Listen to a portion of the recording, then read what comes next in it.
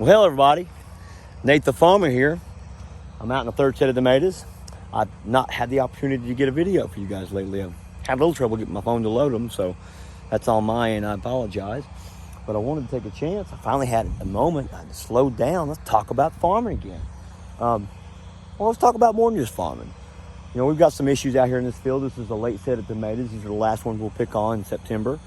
It's got some southern bacterial wilt, which is what we talked about when I met with Dr. DeLeep and Ann and her little team of gals that planted these test plants over here. They're trying to find some resistant varieties and different ways of trying to avoid southern bacterial wilt. I've got it out here, you know, and this is one darn pretty set of tomatoes. I don't know if you guys know what to look for to see a pretty set of tomatoes, but this is a 2 or 3 string tomato crop. Has got no yellowing on the bottom of the leaves, and it's got little sets of tomatoes down there that look beautiful. That's a tomato crop a person can be proud of this time of year. And she's got a long way to go, but we're going to keep pushing and pushing and growing and growing. But I was walking around and I saw some southern bacterial wilt that I thought I'd point out to you guys, because this is the area of the field we usually see it in. Because if you'll look, you see the ground's kind of dark in some places, because when it does rain, it wants to pool in here, and when southern bacterial wilt tends to go to the wet areas in the field. But we'll walk over here and show you what it looks like, because again, when you don't look at it every day, you don't know what I'm talking about, but I want you to see it. Right there's the first example of it. See that little plant there, how she just wilted and gone? She caught it real early, so she had a bad dose of it. Look here, look at them. There they are, just out of nowhere, start dying.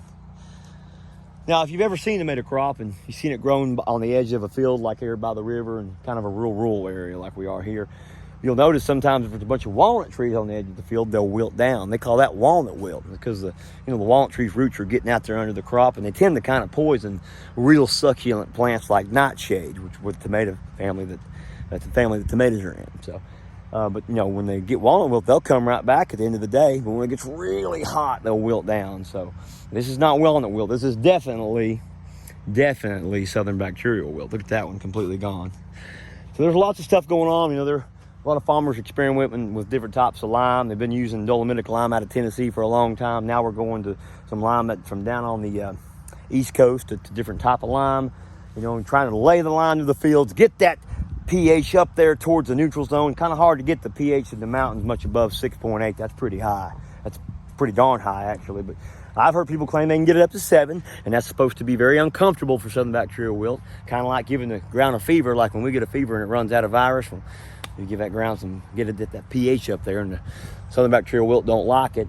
And then you got the doctors in NC State down here studying all the varieties that we can come up with something in a few years. Before you know it, we'll have something bred. You ain't got to do anything to it but plant it in the ground, and it just grows itself. Might even stake itself. Who just don't even need a tomato stick. I don't know. They've come up with such amazing stuff. They're able to mix these varieties together and hybridize these things. It's downright impressive what some of these youngsters in these colleges are able to learn how to do. So I'm pretty awe-inspired by it. I get that from my dad. He's always been a big lover of science. But that's what I'm looking at tonight. I was walking out here, speaking of not farming, and I typically don't pick up a lot of the pottery and the arrowheads and the artifacts I see in the field. I try not to, because a friend of mine told me years ago that, you know, those things are part of their culture, and I don't know, I'm sure not everybody feels the same way, but he thought that it was, people pick them up and take them home and collect them, you know. That might be a little offensive to some people of the Cherokee Nation. So, you know, my kids are Cherokee, so when they're out here and they pick it up, I let them pick it up, but I try not to mess with it, you know, for whatever reason. It makes me feel better. But I'm going to put this back in a moment, but I found a really beautiful piece of pottery, and I thought I'd take a picture of it and show you, or at least put it on the video. Look at the rim on the edge of that pot. Is that not beautiful? Is that going to focus for us? Come on, camera. Well, let's put it down here on the plastic so you can see it. Look how pretty that is, guys. I found that one too. Look at that one. They spent a many a year out here in this field getting rolled around in the soil. So I'm going to put them back where they belong, right back in this beautiful Tuckasegee River bottom soil. And maybe in 10,000 more years or 500 years, somebody else will find them and look at them. Who knows? But yeah, that's one of the beauties of being in the field. When I went looking for it when I was a kid, I never could find any. But when I'm walking through a field of tomatoes, looking for disease issues, or inspecting what the crew's done today, it seems like I always stumble over a piece. And that's the funny thing about life. you tend to find some of the most beautiful things when you're not even looking for them at all.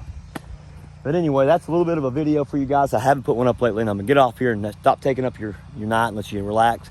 Thank you so much for going down to the farm and enjoying it. My little girl got to have her birthday party at the farm this weekend, and she was just so excited. And my cousin Casey brought her girls in, Lillian and Camilla, and just so much fun to see everybody. I was so excited. I just know it's going to be an awesome fall. We're getting the hayride wagons ready, and Mike and Junior and Chris and I have just been trying to whip the fields into shape. And won't be long, there'll be a bunch of babies running them up and down the fields, getting their pumpkins, going through the corn maze, and I'll be posting those videos on YouTube, how we built it and stuff. And I'm just enjoying every minute of the life I've got. And it's a little stressful sometimes, but I try to shake it off at the end of the day and remember that I'm lucky, possibly the most lucky guy in the world to get to do what I do. So thank you guys, and keep visiting us online with these things. Come down the farm and do your thing, and I love you, and guys have a great night.